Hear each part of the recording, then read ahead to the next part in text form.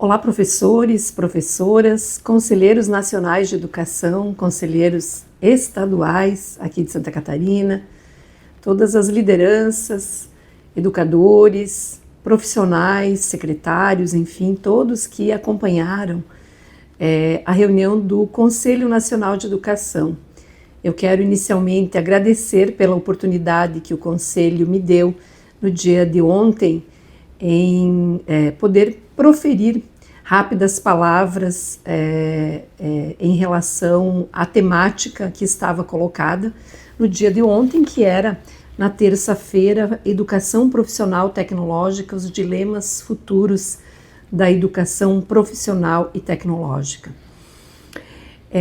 E no dia de hoje, pela manhã, eu cancelei todas as minhas agendas, a comissão também, que eu deveria estar presente, e me dediquei a acompanhar o tema sobre formação continuada de professores. Eu quero aqui gravar esta fala porque eu não tive o direito de fala, mas eu penso que é importante deixar bem explícito a minha compreensão sobre o tema, a minha vivência aqui em Santa Catarina, que eu queria inclusive que o Conselho, quando tivesse encontros descentralizados, abrisse um espaço inclusive maior para as lideranças, movimentos, sindicatos, entidades de classe e os profissionais de uma forma geral que queiram se manifestar. Acho que seria muito positivo se a gente agregasse um tempo de fala, de escuta, né? De escuta em relação à realidade de cada região. E eu começo dizendo que é preciso fazer uma referência. Santa Catarina tem 14 universidades comunitárias. Eu, inclusive, fiz minha graduação, minha especialização numa universidade comunitária. Mas Santa Catarina também tem uma universidade estadual, que é a nossa UDESC, que é uma universidade de excelência e que deve ser reconhecida pelo seu trabalho. Inclusive o professor que se manifestou, que está no MEC, o professor Lorival, é da nossa UDESC.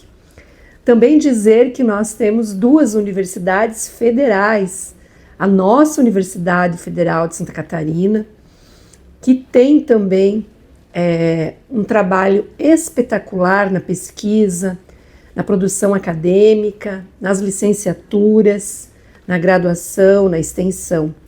E nós temos mais recente a nossa Universidade Federal da Fronteira Sul, que eu inclusive ajudei a coordenar esse movimento que consolidou com a primeira universidade pública do país que tem um número tão grande de estudantes da escola pública, 90%. Isso é um marco. Então nós temos duas federais, uma estadual, 14 comunitárias e inúmeras universidades privadas que também compõem o ensino superior. E nós temos nossos institutos federais, Instituto Federal Catarinense e Instituto Federal de Santa Catarina, compondo quase 40 municípios com essa rede federal. Primeiro, dizer isso porque nos nossos discursos nós precisamos dar valor a todas as instituições, sobretudo aquelas que são nossas, que são patrimônio do nosso Estado brasileiro, tanto as nossas estaduais quanto as federais e as comunitárias que são públicas não estatais. Fazendo essa referência, eu gostaria de mencionar algo que me parece que é preciso ser recolocado. O PIBID. O PIBID é um programa que deu certo. O PIBID, ele permite que o estudante na licenciatura já tenha uma conexão direta com a escola pública, com a escola. Então eu quero destacar aqui o PIBID. Eu não vou fazer longas análises sobre cada um dos pontos, mas penso que alguns elementos é importante destacar. Apagão dos professores, tem como resolver? Tem, mas a gente precisa discutir uma política de acesso aos cursos de graduação e de permanência, porque muitos estudantes são alunos trabalhadores que não têm sequer condições de pagar o seu lanche para ir para a universidade. Então, não é só o acesso, colocar o estudante dentro da universidade. A gente precisa segurar esse estudante. Então, políticas de acesso e permanência são fundamentais. As licenciaturas precisam sim ser revistas.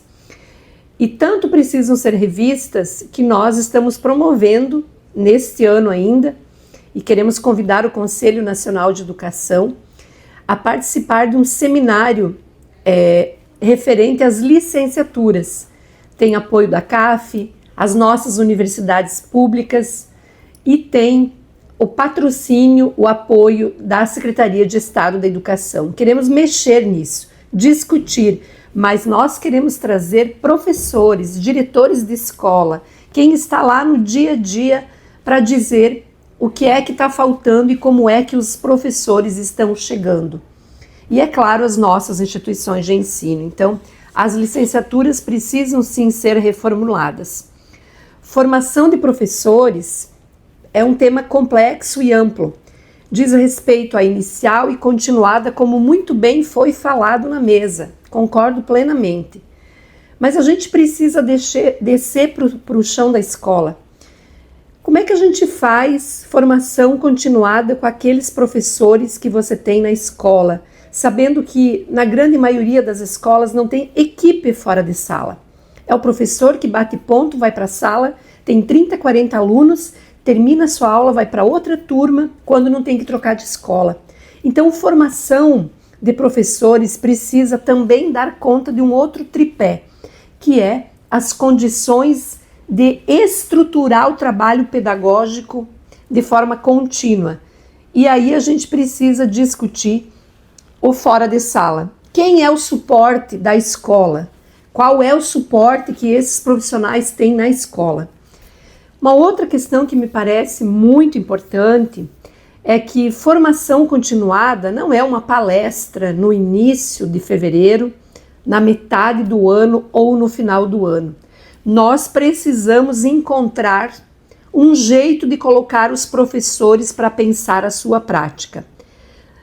Não é possível pensar um calendário onde, além dos 200 dias letivos, que eu defendia que ficasse 180 e que esses 20 fosse de formação em serviço continuada, planejada, em equipe. Então nós precisamos pensar sobre isso. Nós precisamos ter uma formação continuada.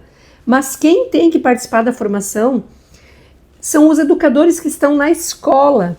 Eles têm que falar como que alfabetiza. Se eu estou com uma turma de alfabetização, eu não sei alfabetizar, eu posso trazer outros professores que sabem alfabetizar.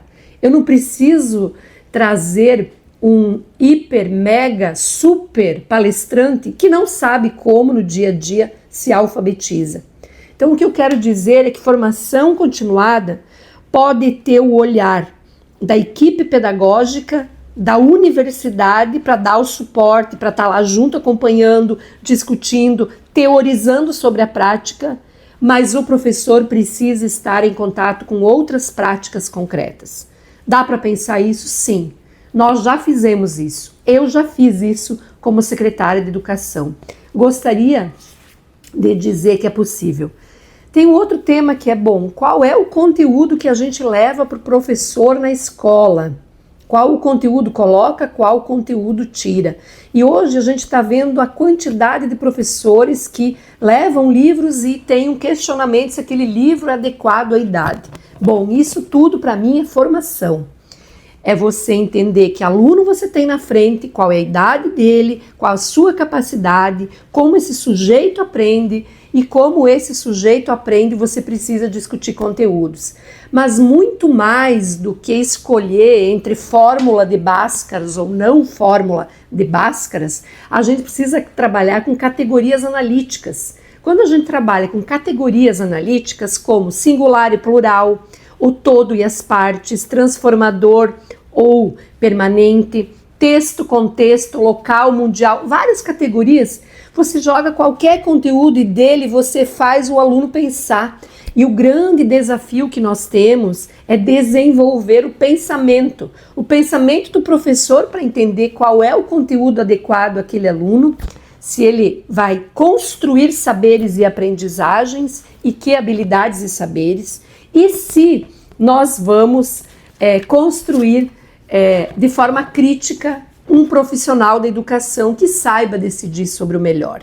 Bom, uma outra coisa que eu quero dizer é a importância que tem do professor da área também ter conteúdos na sua formação que não é só da área. Vou dar um exemplo aqui. Hoje a gente vai em todas as escolas, tem 60, 70 alunos, 80, 200 alunos com deficiência. Às vezes o professor tem 5 alunos.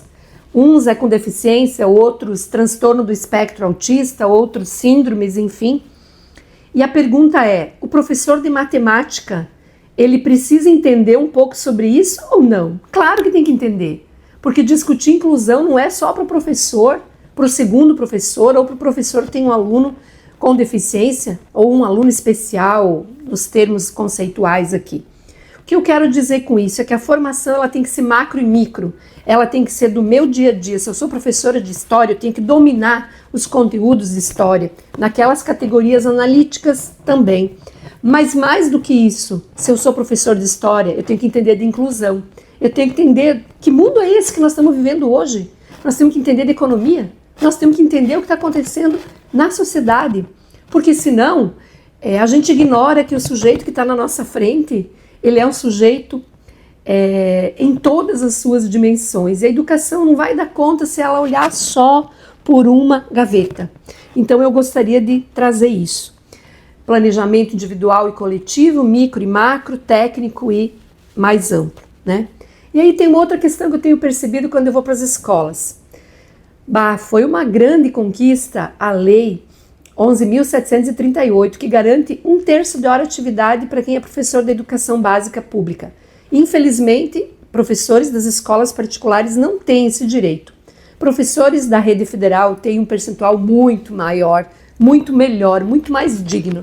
Mas vamos lá, quando eu entrei na escola, na minha época, eram 3 aulas de 45 minutos de educação física.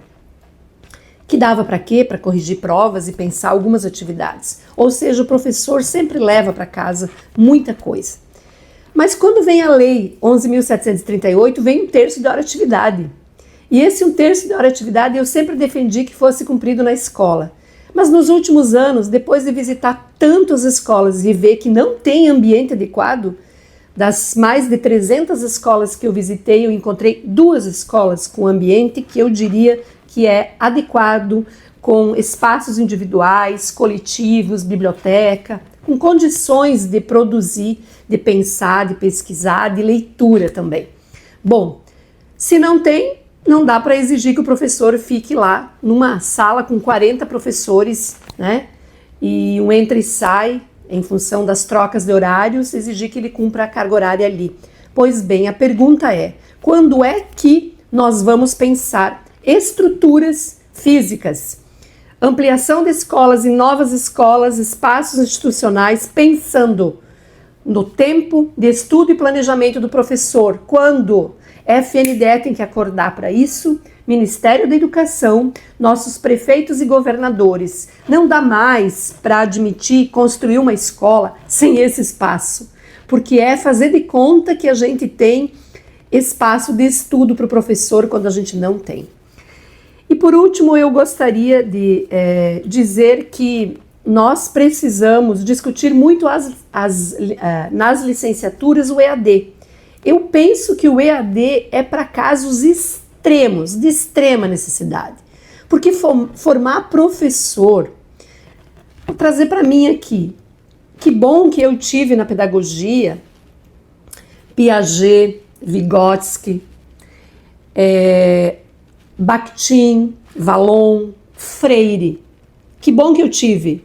Mas foi na reflexão teórica e prática, em sala de aula, nas grandes discussões que eu aprendi muito sobre isso. E acho que quando a gente tira da formação de professores a necessidade disso, nós estamos precarizando nossos educadores na sua formação inicial. Então, a nossa formação inicial tem que ser digna, adequada, com o pé na realidade e ela precisa se transformar numa formação continuada em serviço, observando todos esses elementos que eu trago aqui. Então, essa é a minha contribuição de fala, né? Eu compreendo que nem sempre é possível deixar uma deputada, presidente da Comissão de Educação, falar. Eu tive a oportunidade ontem e agradeço muito ao presidente Cury, e hoje, devido ao adiantado do horário, não foi possível, mas fica aqui a minha contribuição ao Conselho Nacional de Educação, ao Conselho Estadual de Educação e a todas as pessoas que acompanharam esse debate no Tribunal de Contas de Santa Catarina nesta manhã. Muito obrigada.